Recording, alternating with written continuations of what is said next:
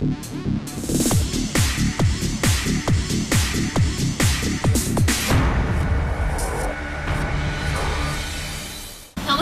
гиромӣ, барномаи мо идома дорад. Ин лаҳзаҳо, ин сониҳо, ин дақиқаҳо дар меҳмонии шоми Хатлон ҳастанд қаҳрамони Шарифзод, сароядаи эстрадаи тоҷик. хуб, шуморо ба барномаамон хайрамақдам мегӯем, хушомадан ва сипосгузорем аз ин ки ҳам даъвати моро пазируфтед ва ҳам вақти хешро барои мо дариқ надоштед. саломат бошед. қаҳрамон, ҳангоме ки шумо рӯи саҳна сурудҳои ошиқона месароед, симои кӣ пеши назар ҷилва мекунад?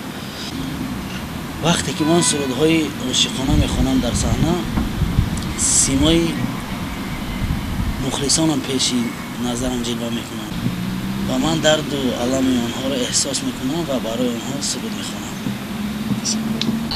ягон маротиба шудааст ки барои рушди санъататон дурӯғ гуфта бошед? бале, то ҷое ки ман медонам, барои рушди санъаташон санъаткорҳон дурӯғ мегӯянд.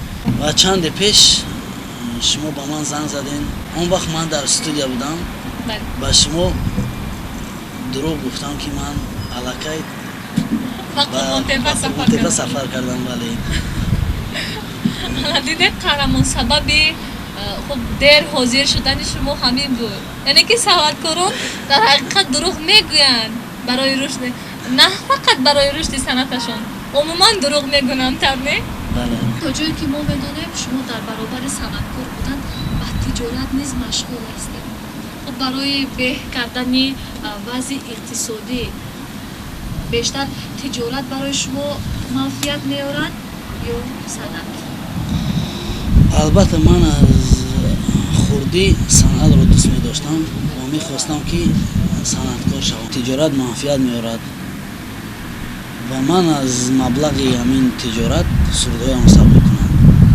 бале, яъне ки шумо танҳо ба воситаи тиҷорат маблағ дарёфт мекунеду вазъи иқтисодиятонро беҳтар мекунед ва дар баробари ин сурудҳоятонро низ бо ҳамин маблағ сабт мекунед. дар ҳамин фурсат аз шумо хоҳиш мекунам ки якча суруд ба таври зинда ба хотири мухлисонатон, ҳамзамон ба хотири тамошобиноне ки айни замон моро тамошо карда истоданд, бихонед. ҳангоме ки ман ошиқ шудам, мехостам ки ҳамин сурудро бихонам ва хондам ва ҳоло бошад барои мухлисонам мехонам. تو اول به سوی من نگاه کردی، تو به عاشقی مرا صدا کردی، تو بودی زی غم مرا رها کردی. نازنین نازنین بیا تو عاشقم ببین، گاه چنان گاه چنین تو هستی یار بهترین. شما صداقت انسانی رو در چی میبینید؟ من صداقت انسانی رو در خیانت نکردن میبینم، خیانت نکردن انسان و با وفا بودن میبینم و همه ما پیروی حضرت محمد صلی الله علیه و سلم هستیم و ایشان فرمودند یکجا باشین، خیانت نکنین، با وفایی کنین. خلاصه احترام همدیگر رو بجا بگیرید.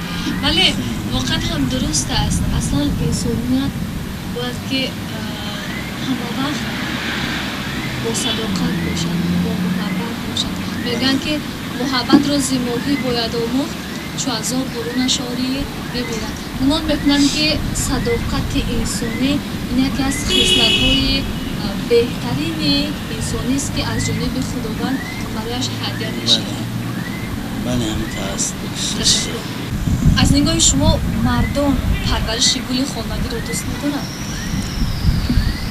من بار هم امتحان نکردم و خودم گل پروری رو دوست می‌دارم. همراه همسرم در خانه گل می‌پروریم و از تماشای این گل‌ها لذت می‌بریم. من تا حالا می‌دونستم که پرورش گل خانگی رو مردم نیز دوست می‌دارند و معلوم شد که در برابر زن‌ها مردم نیز پرورش گل خانگی رو دوست می‌دارند و از تماشای آن بهره می‌بردارند. قهرمان در انجام صحبتی که تا چند لحظه داشته می‌خوام تمنیات شما رو بدونم و تماشاگرانی که حالا برنامه ما رو تماشا کرده هستند. من در انجام صحبت با مخلصانم و تماشابینانم بردباری ها میخوام و آرزو میکنم که در زندگی یک عمر خوشبخت باشم. تشکر زیاد. تماشابینان عزیز، من نیز به تمنیات قهرمان همراه میشوم. این لحظه ها در مهمانی برنامه ما بودن قهرمان شریفزاد، سرآینده استرادای توجیه. برنامه ما باشد، ادامه دارد.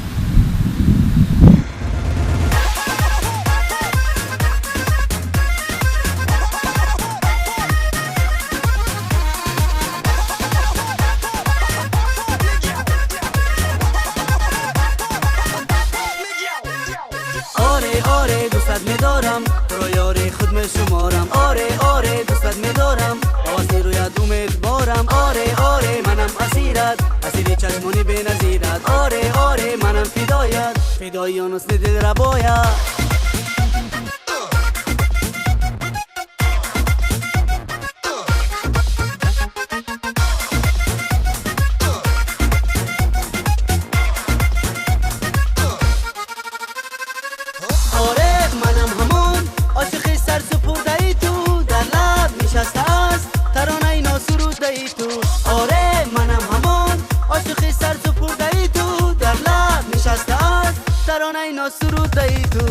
آره دوستت میدارم، تو رو یاری خود میشمارم. آره دوستت میدارم، آواز رویت امیدوارم. آره منم اسیر چشمونی بی نظیرت. آره منم فدای آن حسن دل ربایت.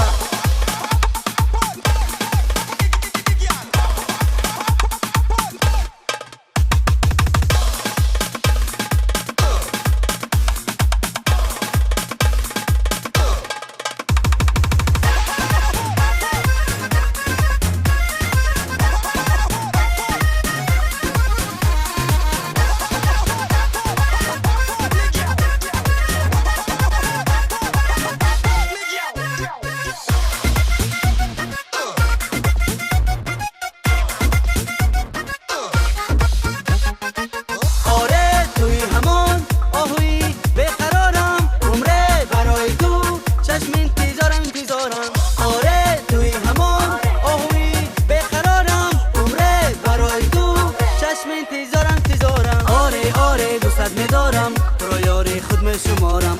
آره دوستت میدارم، آواز رویت امیدوارم. آره منم اسیر چشمونی بی نظیرت. آره منم فدای آن حسن دل ربایت.